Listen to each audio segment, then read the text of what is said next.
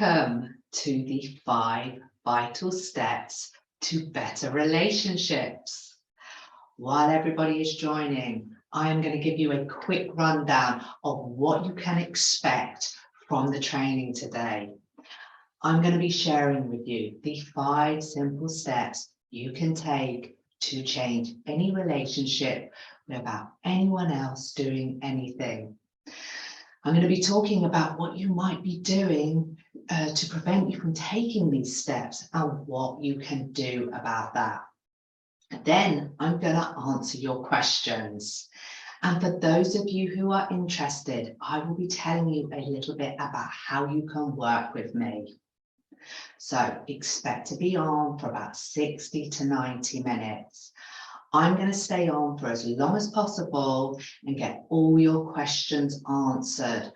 I want to make sure that you get all your issues addressed. I want to make sure that you leave this webinar with a game plan of what you need to do to get where you want to go. So there is a Q&A chat box. It is anonymous. Please put your questions in there. I'm going to be addressing them all at the end. So any relationship questions that you have, put in there, and I'm happy to answer them. Any questions you have about anything at all in this training that I'm sharing today, put it in there, and I'm going to go through them all at the end. So please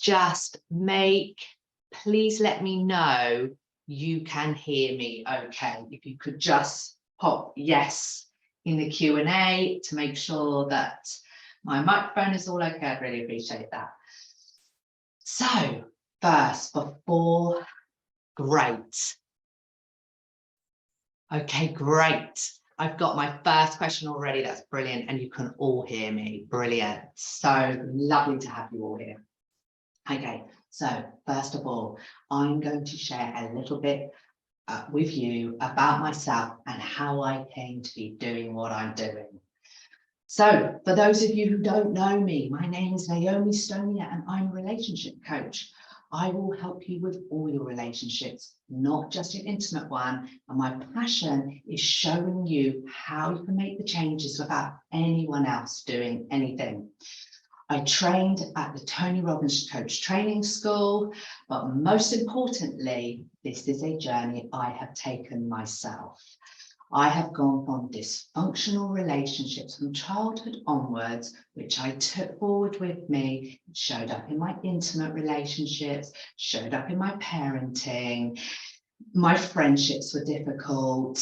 The workplace was really tricky for me. It limited my success. This stuff showed up everywhere. And I've gone from that to thriving in every area of my life. And I'm the only one who got coached. No one else around me got coached, but everybody shifted and responded to my changes. And it was one of the most transformational things for me. And the crunch moment came for me when we experienced infertility. Now, I was desperate for a big family. A big family would mean I would always get lots of love. I would always be needed. It was going to solve all my relationship issues. So even when we were lucky enough to have one beautiful daughter, I was desperate for more. And this turned into an obsession for me that nearly broke us emotionally, physically, and financially. But not getting what I so desperately wanted meant that I had to take a look at how I was showing up. And it was the moment where I addressed all of this. So it became my gift because it was the moment when I started to question how I was showing up in my relationships. And what relationship coaching taught me is that it taught me how I was creating my experience, why I was going to places that did not feel good again and again, and how to stop doing it. And that created a lot of success for me in every area of my life. That was the most surprising thing about it. I just went into relationship coaching to fix my relationships. But in actual fact, My whole life changed in the best way, and I created more success than I ever believed possible. I left my job, we moved to another country, we fulfilled the lifelong dream of moving to Italy. So I believe so deeply in this work that now I've spent hundreds of hours walking other people through this process. I spent hundreds of hours refining down this process to these steps that I'm going to be sharing with you now. So first of all, let's make sure you are in the right training. So this training is for you if you are struggling in any relationship. Maybe it's your intimate relationship. Maybe it's your family of origin relationship, parents, siblings. Maybe it's the in-laws. Or maybe like me, you struggle in your friendships, in the workplace. And you might have tried various things and they haven't worked, okay? And that has led you to believe that the issue is the other person's. And when we try to change things and it hasn't worked, and we believe it can't change unless they change, we get stuck, okay? You may well be feeling unappreciated. You may be feeling like you never have any time. You're running around. It's all too difficult. And you're wondering why. And you don't want it to be like this. You are in the right place if that is where you are at. So, this is what we are all doing wrong, okay? This is very normal behavior. We have a lot of drama about it, but it's what we all get wrong. You believe that they are creating your emotions. You believe that all the things going on outside of you are creating your emotions. And that is because you are not taught emotional management. None of us are taught emotional management. We are taught that emotions happen to us, that they are outside of us, that things outside of us cause our emotions, that they happen to us. You know, it makes a lot of sense, doesn't it? They do or say something and you feel something. It seems so obvious, doesn't it? But in actual fact, we do emotion. We create emotion. We hold ourselves very differently when we're sad to when we're happy. And then what we do is we compound this by trying to fix it from the belief that our emotions are being created outside of us. So we focus on the wrong things. We focus on them, what they aren't or are doing renders us powerless. We think if we change our jobs, if we move house, if we get that promotion, if we get that new car, we'll feel better. So we're trying to change the wrong things. And when that doesn't work, we give up and then we settle and we just expect it to be like this.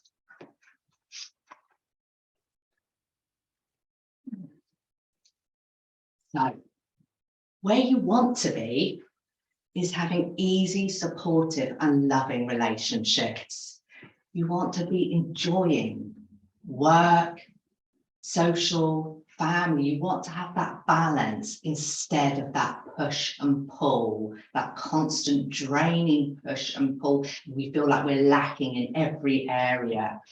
You want to have enough time and you want to feel okay and able to handle what is coming at you.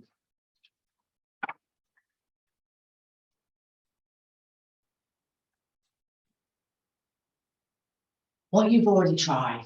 You've tried the books, you tried the internet, you tried talking to your friends, but they're either not honest with you or they're running all their own patterns. And so we're just all dysfunctional together. You've tried changing yourself. You've tried changing things. And when that doesn't work, it leads you to believe that it's them, that it's their fault.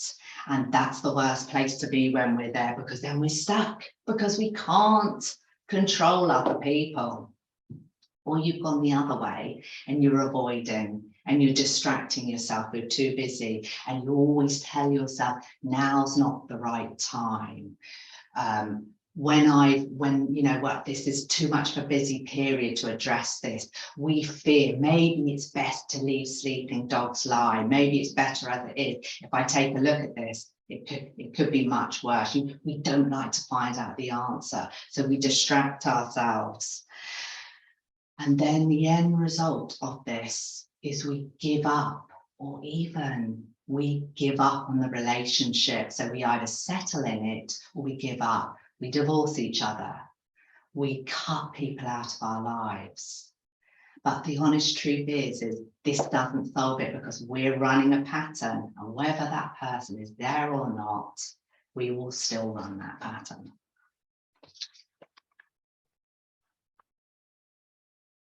So this is it. These are the 5 steps, 5 very simple steps you can take to change every relationship. So, getting crystal clear on what it is you want. You are programmed to focus on the problem.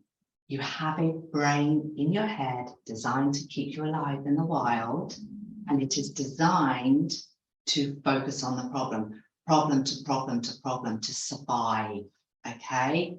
This is very, very normal. So if you're anything like I was back in the day, you can explain the problem in detail. You think about the problem a lot, you talk about the problem a lot, you try to solve the problem a lot. But when someone asks you, so what do you want? You're stumped, yeah? And there's something else coming into play here. When it feels impossible, when you've been dealing with something about a bad relationship for a long time, maybe forever, it feels impossible. And your reasons for why it's impossible feel like facts. And they are not facts. So this is about probability and possibility thinking. So you are programmed to think in probability. You are programmed to base your decisions on what has already been. This is how we stay alive in the wild. You have a survival brain in your head. It's how we stay away from that dangerous area full of dangerous animals. It's how we don't eat that poison berry, because we base the decisions on what we've already done. But that gets you the same results. And what we must do is shift into possibility thinking. It is possible that I can go away with the in-laws and have a good time. It is possible I can spend time with my family without arguing. So even if you've never managed to do that, it is possible that you could do it in the future. So spending some time getting clear on what it is you want and why you want it, okay? When the brain knows exactly what it is that you want, it finds a way to get there. So if you want more love in your relationship, what does that mean? Get detailed. You know, how will you know when you are loved? And it's amazing how hard that is to answer. You know, does someone need to tell you? Do they need to hug you? Do they need to do stuff for you? What is it that you want? Get crystal clear on what you want and why you want it. What's the value of the results? You know, what's the value of being able to spend time with family and enjoy it? Yeah, I really want you to stop and think about it. But because we don't know how to do this, we're not programmed to do this, think about the outcome we are seeking, we don't do it. And also because when we feel it's impossible, it feels very painful to do. And it just, what's the point? I'm never going to get that, yeah? And it's your brain is avoiding the discomfort of that. So spending time understanding exactly what it is you want is so key to getting there. When the brain knows what you want, it finds a way to get there. And then once you are clear on it, whether or not you think it's possible. And I just want to say to you to welcome that in, sit with what it is you want and see what comes up. We want all the objections to come up. We want to find out why you think it's impossible. And then you can get to work on that. Then you can go to step 2 and you can commit. This is what you have to do. You have to commit to going first, to working on yourself first. And the reason you want to do this is because it will grow you more than you ever believed possible. Working on yourself, using this situation that you're in, that you don't want to be in, as practice, as an opportunity to grow and develop yourself, will create so much success for you, it will blow your mind. And I'm going to share, for those of you who are interested, who are going to stay on at the end, I'm going to share with you how I would work with you on this. Yeah. But the reason we have so much resistance to going first, especially when we feel we've given so much already, is we think it's going to mean doing more.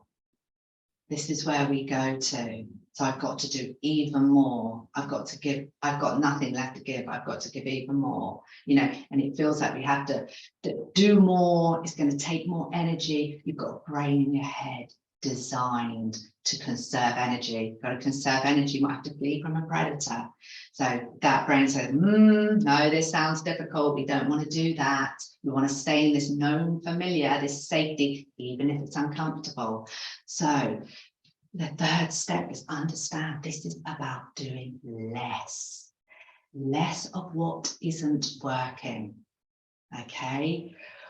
When you commit to working on yourself, you're going to understand what isn't working, and then you can stop doing it.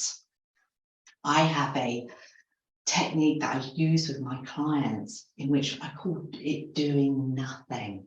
Okay. And really what you're doing is a lot, because you are in awareness. You go to awareness. So you're in the moment, the pattern's playing out, this difficult problem that you go round and round, it's really uncomfortable. And instead of going down the normal route that you always go down, you go to awareness. You just do nothing. And you stop paying attention to what's going on. So you look like you're doing nothing. You're actually doing a lot. And this is really uncomfortable because we are all, most of the time, over-functioning in our relationships. So we're over-functioning in avoiding the difficult relationship. We're tying ourselves up in knots, finding a way to avoid it, making up stories. I had a client who booked a holiday and went on a holiday rather than go to a family get-together. Okay? Or we're running around doing everything, trying to make it all okay that way, okay? And we're over-functioning because it gives us the illusion of control, okay? So we're predicting disaster, and then we're over-functioning trying to avoid that disaster. We're over-functioning trying to avoid, instead of just maybe being honest and saying no. It's very uncomfortable, it's very scary. So doing less is about sitting in uncomfortable emotions, going to doing nothing, figuring out what isn't working and stopping it, yeah? But committing to going first, it's actually such a relief when you figure out how to do less. And the fourth one is going to love. Our relationships are one of the scariest places for us. We require so much certainty in our relationships. We are constantly testing each other in micro moments. These are reflex moments. Do you want me? Do you love me? Can I rely on you? Okay. And when we feel the uncertainty, and these are micro flashes of reflex moments, unconscious moments running, when we feel that fear, we go to anger. So we are always operating from one of two places, love or fear. And when we feel fear, we go to anger, we go to the anger emotions to get certainty. So I want you to think about impatience, annoyance, frustration. This is where all the bickering comes from, the controlling each other. It comes from fear, okay? And it's tiring. It's very easy to do. It's much more easy to be annoyed with each other or impatient with each other than to stop and question what may be underneath that. But it will reduce so much pressure when we choose instead to go to love. We choose to assume positive intent. Okay, and this is not about running around loving people when they're unreasonable, doing stuff, putting up with stuff. It's about choosing to access compassion, choosing to communicate from positive intent. And it's about having compassion for each other. So when you're going to anger, when you're going to, oh God, why do they always have to do this? Oh God, now they're going to make a fuss and they're going to cause a problem.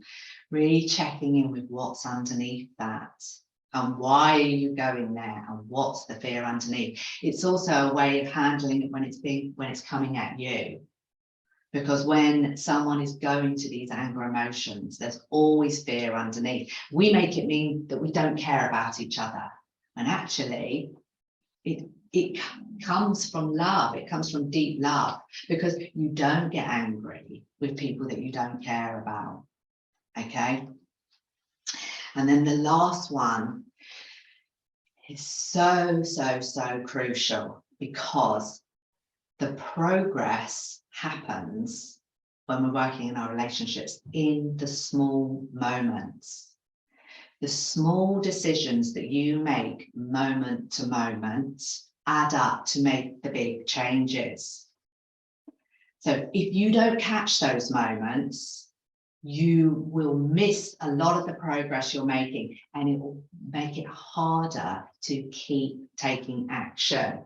So I get my clients to celebrate the smallest moments. The small moment when you choose to sidestep the drama, it's like the golf ball arc, okay? It is a millimetre difference between the lake and the green. The arc of the ball is your life, and those small little moments, moment to moment to moment, when you choose to go to love instead of fear, when you choose to focus on your outcome, your goal, and you choose to ask yourself, the decision I make in this moment, is this taking me closer to my goal or further away? You've committed to being in awareness. When you do that in little moments, that is how you make the changes. And this isn't about being positive Polly. We celebrate in the worst moments. When you've had the worst day and you've got through it without making it mean, without blaming it on others, being able to process your emotion through the day, that is a huge cause for celebration. And this is about celebrating fails as well, because when you're evaluating, that's what celebrating is, you're evaluating. When you mess up, because you're going to mess up, instead of going into that week-long shame spiral, that draining energy spiral where you blame or you shame yourself, when you sit in the cool, rational learnings and you gather up those learnings, and implement them for next time, it's a huge cause for celebration. So you're programmed to focus on the problem, and celebrating, evaluating from a place of celebration is how you keep taking the action. So those are the 5 steps. They're very simple. Wherever you are at, this is all you need to get you out of where you are and where you want to go. And why this works is because you learn to focus on the one thing you can control. Yourself is the only thing you can control. And you do the work, you commit to going first, you commit to working on yourself first for yourself, for who you will become. The skills you will develop on this journey will create so much success for you in every area of your life. As you learn to watch your mind, you start making much better decisions, because you're not making decisions based on avoiding or changing your emotions. You make disastrous decisions. When we work from this place, I lived in 8 countries in 6 years, and it wasn't for a job, because I was literally on the move. I left good jobs, I left good relationships, because when things got difficult, I would just be out of there. When I got bored, I would just move. It was exhausting. Okay, so we make terrible decisions when we're basing our decisions on this stuff. And you will have so much more time and energy. You stop over functioning when you're only focusing on what you can control yourself, because over functioning gives us the illusion of control. And that's why we do it. That's why we do everything. And you'll have so much more time. You won't be using time as an excuse anymore. Okay, we use time all the time to protect us from all these things we don't want to be doing.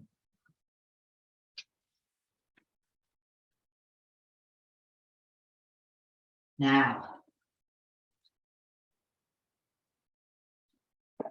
there are phases that you will go through when you do this work. And it is very important to understand the phases that you will go through.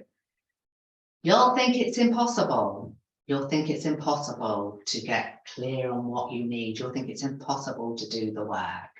You'll find it impossible to celebrate. Celebrating has no value in the wild. We're trying to stay alive. So you have to learn how to do it. You'll have no idea how you're creating your experience.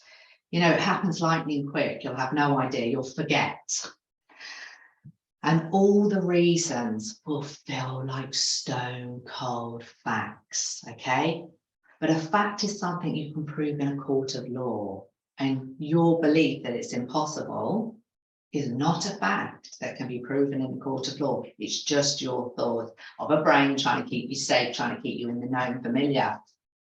You'll forget all your goals and intentions.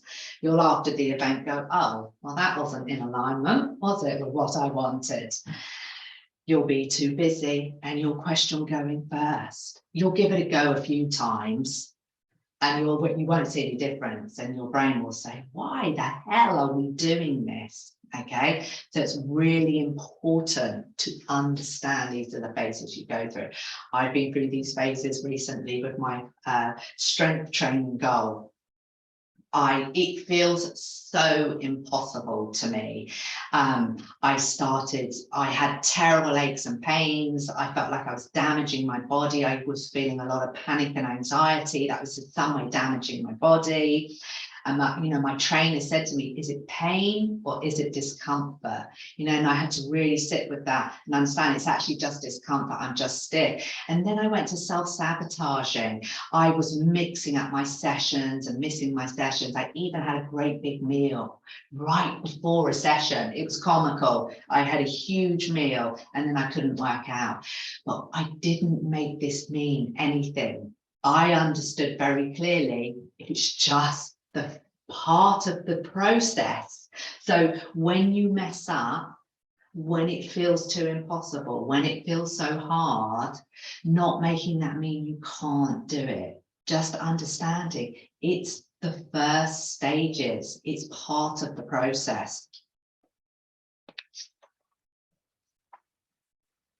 Now, there's good news. There's good news. There's only 5 emotions that you need to get you through these phases and to keep you taking action, keep you sticking to the 5 steps. A willingness to fail. So courage, having courage. You're crystal clear on what it is you want.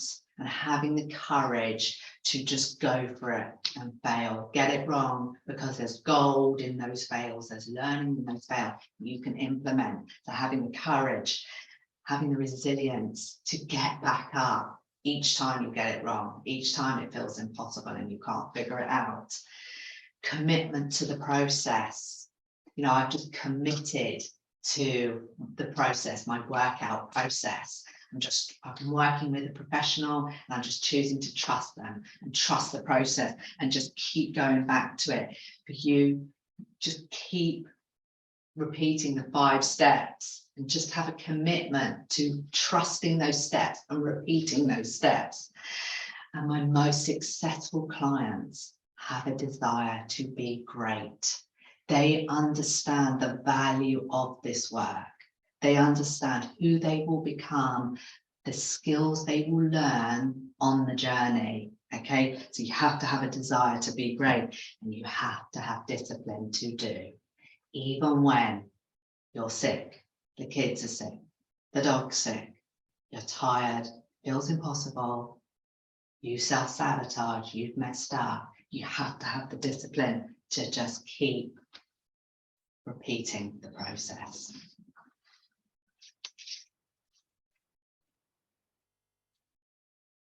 So, results you're going to get. You're going to have lots of fails and you're going to learn so much from those fails. You're going to start to love getting that experience. So you're going to get lots of experience very quickly. And it's going to, you know, the more you fail, the more experience you get, the more progress you make.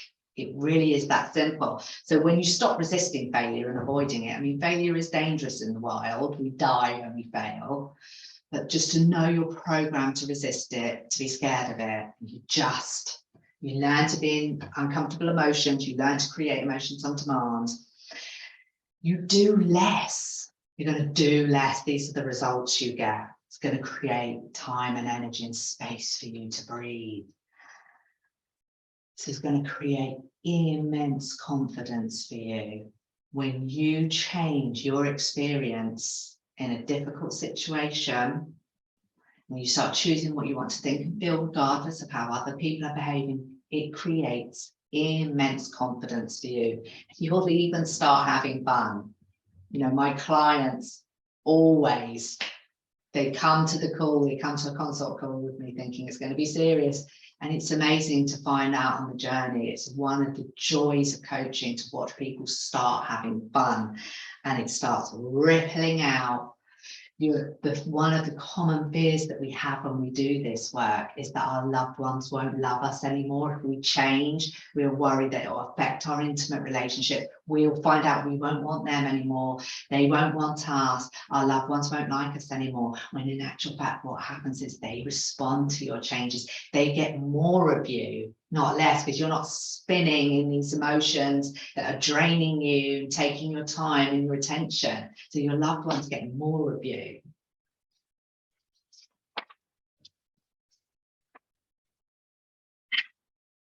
So that's it. That's the training. Now I'm going to answer your questions. So get your questions in the chat box ready for me and I'm going to answer them. But first of all, before I answer the questions, for those of you who are interested, I'm going to tell you how you can work with me. So I work one-to-one for 1 year and it's £3,750. If you're a hell yes, if you want to get going straight away, there is an email in your inbox right now. All you need to do is book a consult with me and we will just get the logistics sorted. We'll get your first session booked on that call. If you have any more questions, if you want more information, book that one-to-one call with me. Get on the phone with me one-to-one. And what I will do is I will help you understand how everything I've talked about today applies to your specific situation. Okay, so I'm going to give you a bit more detail about how you can work with me. this is how everything I've taught you in this class, this is how I work with you to achieve it. This is how we get you taking action on those 5 steps. So we follow that 5-step process and we use these tools to get you following that process to get you taking action. So I just have a really simple formula to help you understand how you're creating your emotions in the moment. So, you know, right now in this calm environment, it makes total sense, doesn't it? Of course, other people can't create my emotions. I'm an adult, I'm responsible for myself. But in the moment, we forget, we just react in the moment. So I help you just use a really simple, practical little strategy you can use in the moment to drop into awareness. And we work on it each week. We need to uncover your system of beliefs. We are sponges soaking in our environment from the first moment. We create a system of beliefs. It's kind of like the operating system running the show. But the most incredible thing about it is we don't even realize we have it. Most of it is entirely unconscious. We create these rules and these values and beliefs about stuff. We don't even know we have it. We all have different systems. They don't match, they clash, and then we don't understand where all the misunderstanding and hurt comes from. So when you uncover your system of beliefs, it makes a radical difference to the way you communicate. It makes everything a lot easier. You start figuring out everybody else's systems too. I'm going to give you a little example of mine. And it was a very, very simple example that made a huge difference to my relationship. And that was my rule for experiencing love. So I'm a tactile person. I like lots of hugs. But my husband is not a tactile person. His love language is not hugs. He doesn't need to be hugged to feel loved. So I didn't get many hugs. So I would go and ask for a hug and I would get one. But the rule I didn't know I had was the affection had to be unasked for. So I would go and ask for that hug and I would get it, but I wouldn't feel love because my rule hadn't been met. I would in actual fact get upset. I would say, oh, it doesn't mean anything. It doesn't feel real. I've had to ask you for it. So can you imagine the kind of dynamics that were going on in my relationship? I've gone and asked for a hug. I've been given one. I'm still not happy. So it was very, very simple for me to discover this rule and change it. An asked for hug is just as special as an unasked for hug. And then what happened to me is I would go and get my hug and I would feel happy. And because I was no longer communicating in the emotions of shame and blame, because previously I was blaming him, it's your fault. I was shaming him. You're not tactile, you're not emotional, there's something wrong with you. I don't feel love because you don't hug me. So no matter how many times I explained it to him, my communication didn't land because our communication doesn't land when we communicate in those emotions. So when I went and got my hug and I was happy, my communication landed. And then he started to understand, oh, a hug makes her happy. Used to make her sad. Now it makes her happy. And now I get hugs all the time. So this is very simple stuff that will make big changes for you. I also work with you on your checking out if you are using problems to keep you safe. So when you have a problem that you cannot solve, no matter how hard you try, you want to get very curious about it. All behavior has a positive intent. Our problems serve us. Being too busy, it serves us, it protects us, we can avoid stuff. So for me, my safe problem was overwhelmed, being too busy. And no matter how hard I tried, I was still overwhelmed. I would get a cleaner. It didn't make any difference. You know, I'd pay someone to clean my house. I would change my hours at work. I changed lots of things outside of me. but I was always still overwhelmed. And it was only working with my coach that I got to understand how this was serving me. And how it was serving me was too busy. We have a busyness hierarchy in our society. The busier you are, the more important you are. It served me to be too busy. I was always wanted. I was always needed. I had people coming to me, helping me for advice, asking me for advice. It made me feel wanted and significant. It gave me plenty of variety. You know, I was never bored when I was overwhelmed. It gave me certainty. It was a very familiar feeling. I knew exactly, I spent a lot of my time in overwhelm. I knew exactly how to get there. So it's, you know, our brains like us doing what's familiar. But it also gave me love and connection, because the only time I stopped, the only time I had a break was when I was so overwhelmed. I was forced to have a break. I would get ill. I would crawl into bed and watch TV. That's the only time I allowed myself to have a break. So that was my safe problem. Now, that was uncomfortable as hell, but it got me nowhere. So I had to go on a journey to learn to break these patterns, these overwhelm patterns, and meet my needs in different ways. So that was also uncomfortable as hell, but that was a quality problem.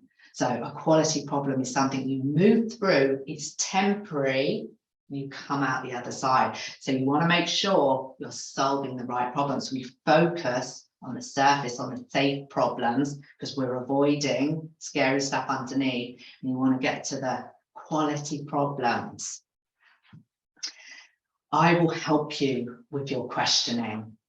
The questions we ask ourselves are everything. They are so key. Ask the wrong questions and you will stay stuck. Asking the right questions will get you where you need to go. So when we're thinking, why does this always happen to me? Why is everything so unfair? Why does life do this to me? Why are they so horrible to me?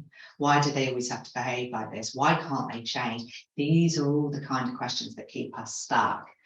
Asking the right questions by moving the focus onto yourself and asking yourself, what does this mean? What part am I playing in this? How am I showing up here? Will give you everything. This is true control. When you only focus on yourself, what's going on for me? What am I making this mean? What's really going on here? These questions will get you where you need to go. This is absolutely crucial. And then one of my favorite concepts is masculine and feminine energy. We must have masculine and feminine energy in our relationships to have polarity, to have the zing. Now, we need to let go, though, of our social conditioning around this. This is not about men and women. This is about energy. This information applies, this concept applies to same-sex relationships. You must have the masculine and feminine. You must have the positive and negative, the north and the south pole, to have that polarity, to have that energy. But we have a lot of misunderstanding around this. We have to let go of our social conditioning. We have a lot of social conditioning around this. And so our feminine energy feels and sees everything. This is feminine energy can multitask. It can do so many things at once. But when it gets too full, it tips into overwhelm. And when feminine energy does not feel seen or heard, it's a very painful place for it to be. Masculine energy, in complete contrast, is focused one thing at a time. It can put emotion aside and it can act. These are superpowers, but we misunderstand them. So feminine energy expects masculine energy to understand, and when it doesn't, it makes it mean there's something wrong. Your masculine energy is not a mind reader. You must explain to them, and you must not make it mean there's anything wrong with the relationship. You have to explain. And masculine energy, it tries to fix everything. It will either, when it doesn't understand feminine energy, it will either retreat or it will go to anger to shut it down. And if masculine energy can just let go of needing to understand, needing to fix, and just let its feminine energy know, I see you, I'm here, boy, do you have much less strife and you have a lot more zing in your relationship. So this is such a simple concept that will really, really quickly and easily elevate your communication, your compassion and understanding for each other. And so importantly, to keep your eye on the prize, on the long-term goal, celebrating everything, evaluating everything, paying attention to all the little shifts. Yeah, this is how we get to the long-term goal. And this is how I work with people. I just keep them outcome focused all the time, because your brain is programmed to zero in on the little minutiae, the day-to-day annoyances and grumbles that just don't matter in the bigger picture. And you can condition the ability to just let go of that stuff, just do nothing, and to get into awareness and understand and go to heart-centered communication and understanding for each other, and all the pressure goes from our relationships. So if you would like to understand how this could apply to your specific set of circumstances, book a one-to-one call with me. There is an email in your inbox right now. Book an appointment with me, and I will go through this one-to-one to help you understand how this will apply to your certain set of circumstances.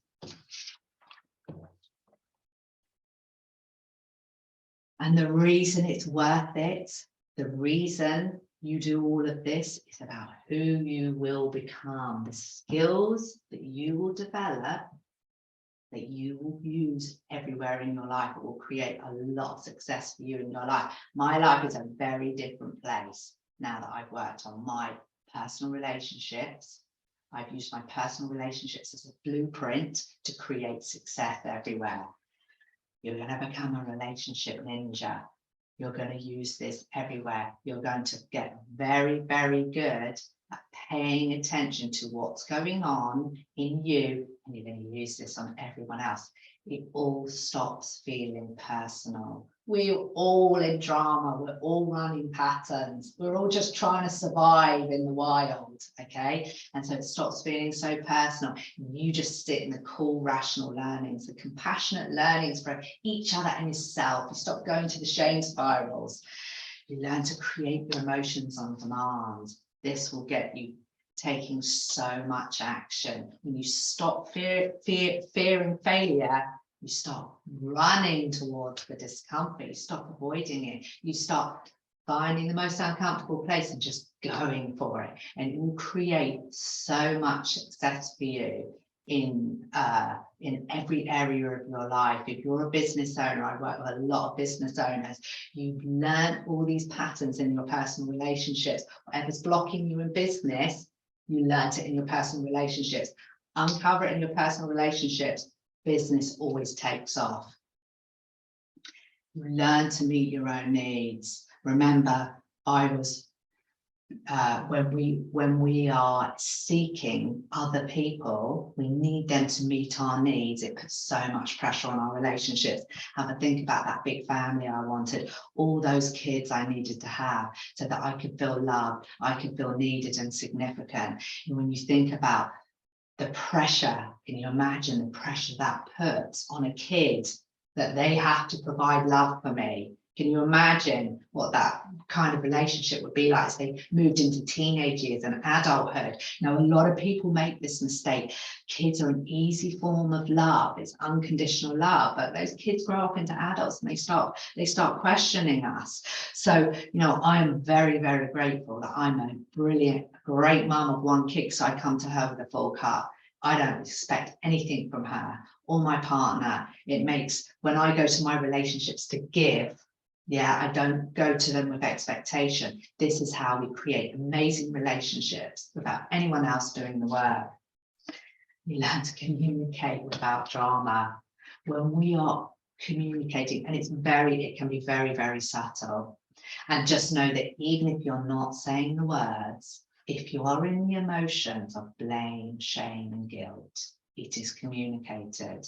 And if no matter how hard you try, no matter how many times you say it, your communication isn't landing, it's probably because you're communicating these emotions, okay? So when you learn to communicate in radical responsibility, in your taking ownership for your own experience, your communication gets a lot easier. Yeah. So if we're having a certain reaction all the time, instead of blaming them, you want to get very, very curious about the energy you are communicating in. Okay. And because we can't control them, the only person who can control is yourself. And however thin you slice it, there are always two sides. So paying attention to your side is it's gonna grow you more than you ever realized possible. So if you would like to know how all of this relates to you and your certain set of circumstances, book a one-to-one call with me. I will talk to you, I will talk you through it. This call is so valuable because no matter where you're at, once you understand why what you're doing isn't working, you will stop doing it. This will free up so much time and energy for you. It will make you so much more creative and resourceful in addressing this problem. You know, I have been where you are, and it can be really scary to take the action, get on a call with someone, but just this call alone can create a lot of shifts for you. My experience of getting on the phone with someone was the first transformation. Okay, so there's an email right now in your inbox. You can book a one-to-one call with me. Great. So now, question. Let's have a look. So I hope you've got your questions in there. Let's have a look. Great. So let's have a look.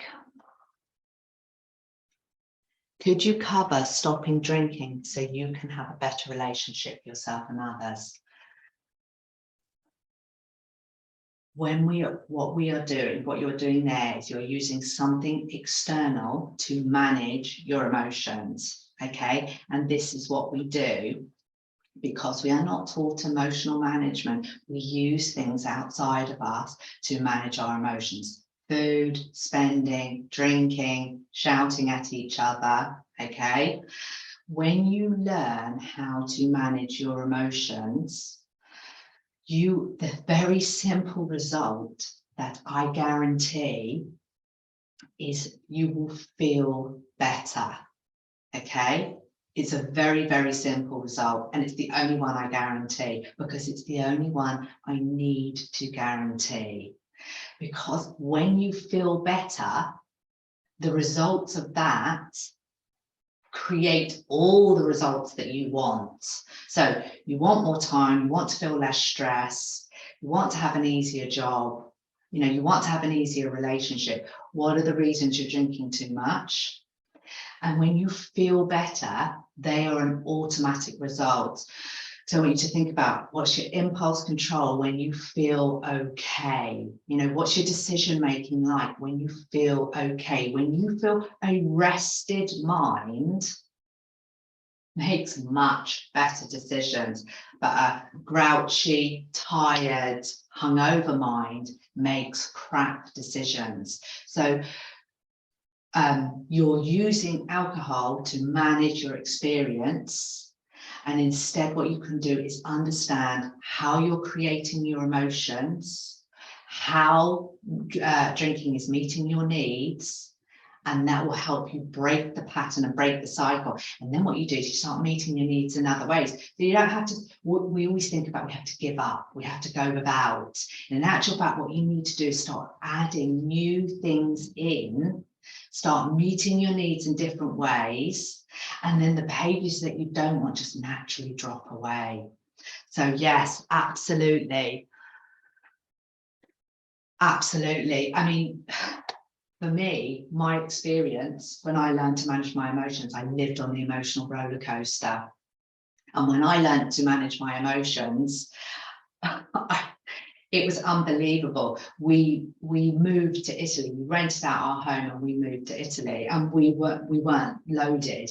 We actually both started our own businesses, and our income's hard.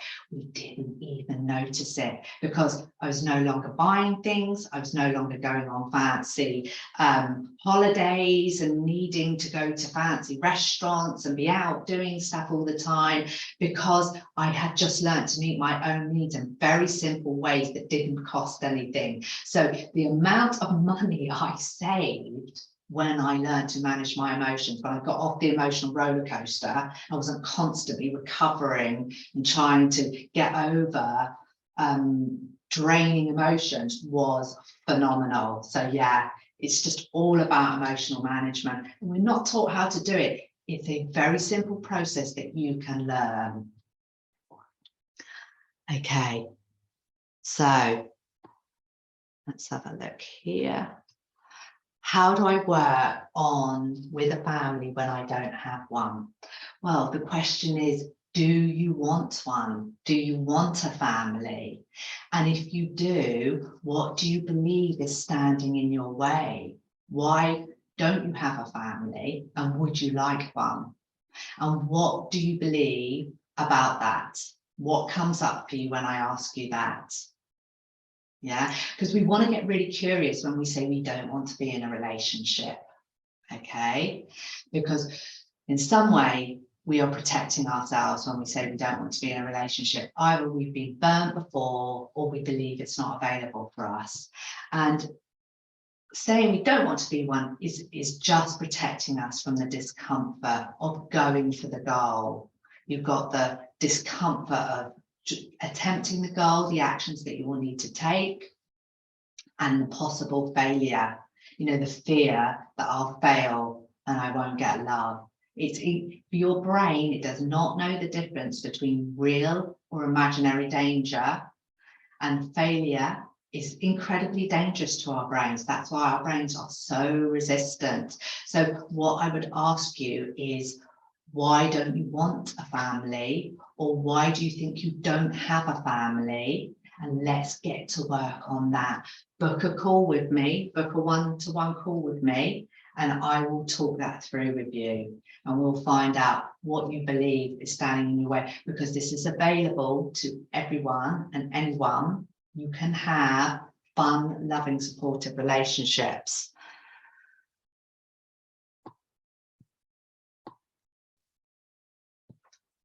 So why do I work with people for 1 year? Okay, so we go to one of two places when we consider this. One place is, it'll be really hard and it'll be really tough and it'll be really uncomfortable and scary. I'll have to do that for the whole year. The other place we go to is, I don't need that long. And you're right, you may well get your results in 6 months. But what I like to account for is a little thing called life. We get sick, we fail, we get distracted. And when you know you have plenty of time, this calms the mind and it gets you back on the road trying again, because the brain's always trying to find a way to give up. So you have to account for the self-sabotage, the fails. This is not a linear progress. I like to liken it to a journey. So when we imagine a journey, we think no traffic, all green lights, no parking problems, yeah? But the reality is you need to account for double the time to account for all of those things. So I always love to say to people, imagine if you did achieve the results in 6 months and then went on to build on them. Can you imagine? What you're trying to achieve right now is only the start. You are capable of so much more than you realize, okay? I mean, I had one client, she got her results in 12 weeks, and we are now reaching for the stars.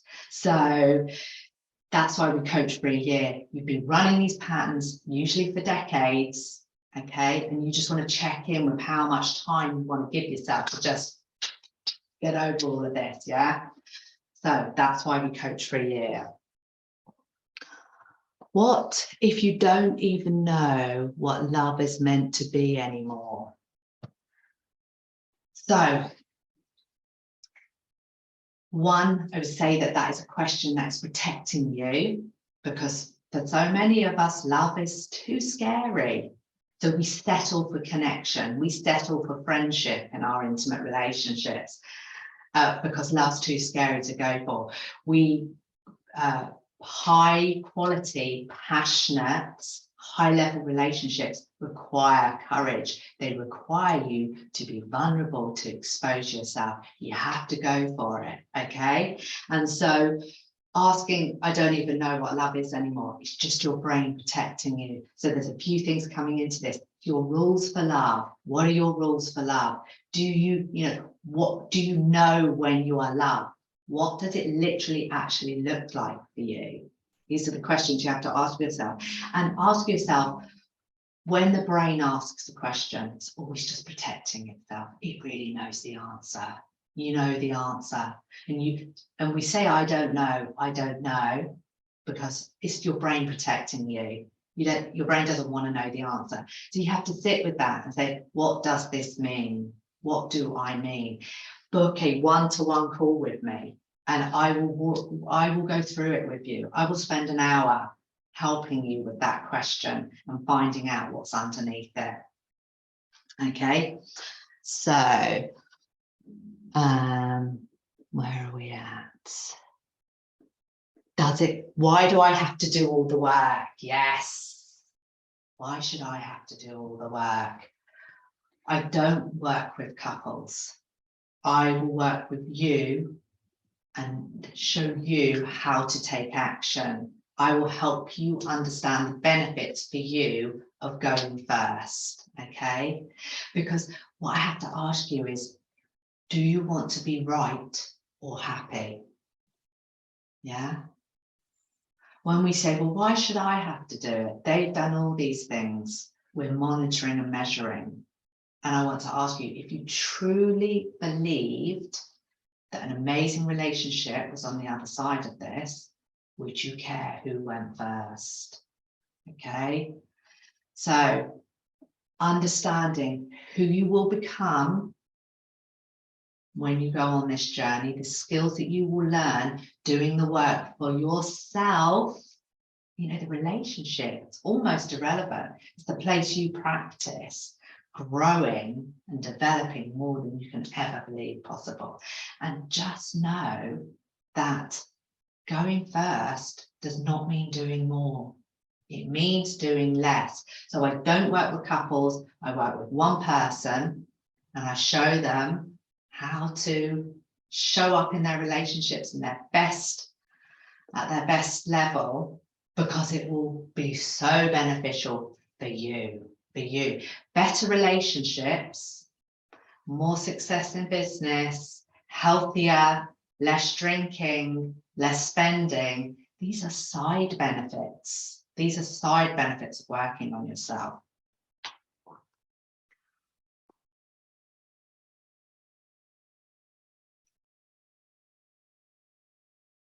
Right.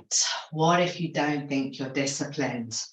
This is a really normal one. We are not taught how to believe ahead of time. This is about self-belief.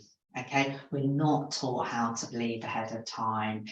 Your brain wants the results before it takes any action, before it does anything risky, before it expends energy. Okay, so it's very normal to fear that you won't be able to do the work.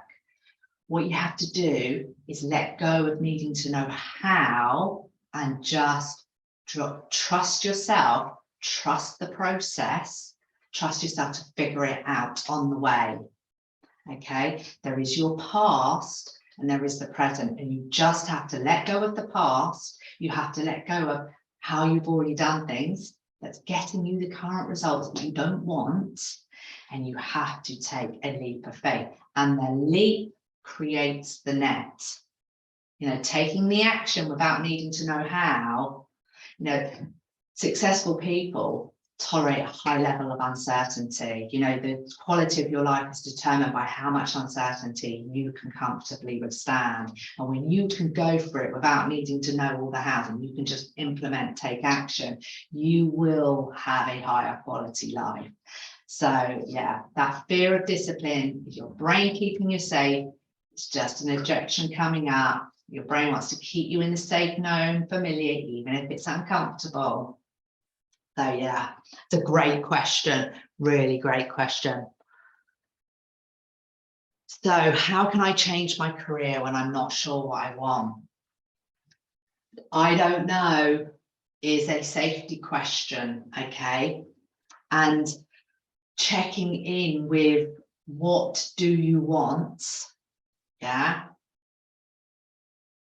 I really want you to question that thought. I don't know what career I want, okay? And what you have to do is go to what you want and why you want it. So instead of asking about the job itself, ask about what do you want? What do you want your life to be like? Yeah, and why do you want that? Okay. And if it's a really difficult question, I would, because we're always seeking a feeling. So we want more money because it gives us a feeling. We want more time because it gives us a feeling. We want to be slimmer because it gives us a feeling. Okay, so what's the feeling that you want? And when do you feel it? Okay, and write a list of when you feel it. Okay, and those are your emotional rules. And then you can start to figure out, how can I create that? Because it might not even be about the job. Okay, so you can book a call with me and we can take that through. I'll go through some really simple exercises with you that will get the information out of you. You could just relax and I'll ask the questions, and then we'll see how it applies to the concepts that I have taught you today. So knowing, I don't know, it's always your brain keeping you safe. Okay, so if you sit with that and just understand that sitting in this confusion, being confused is a great way to stop you taking action and keep you in that safe, known, familiar. Yeah, very normal. And you just need to go to the antidote of curiosity. So how often will we meet? And is it in person? So I coach on the phone and it's weekly sessions. So we'll coach most weeks and it's weekly, yeah, and it's phone coaching. So is there any others? Let's just have a little look. What's the difference between relationship coaching and therapy? Okay, so relationship coaching is future focused. We take a look at what it is you want and why you want it, and then we work out how to get you there. So coaching is unique in that it is completely and utterly client-led. So therapy sits within the medical framework and it seeks to diagnose, and most other advice areas, religious, sports, business, they also have a other framework other than the client. So coaching is future focused and it is absolutely client-led. Okay, the client is the priority, is the focus in coaching. So those are the differences. So any more questions? Okay. So book a call with me, a one-to-one call. There is an email in your inbox and I will talk with you one-to-one through your specific set of circumstances. I really hope that this has given you some ideas, it's giving you some desire to do the work. These 5 simple steps, wherever you are at, whatever you are dealing with, they are all you need to get you where you want to go. And just considering them, just being aware of them is all you need. If you want to take a deeper dive, get on the phone with me one-to-one. Thank you so much for your time. I hope that was useful. Take care.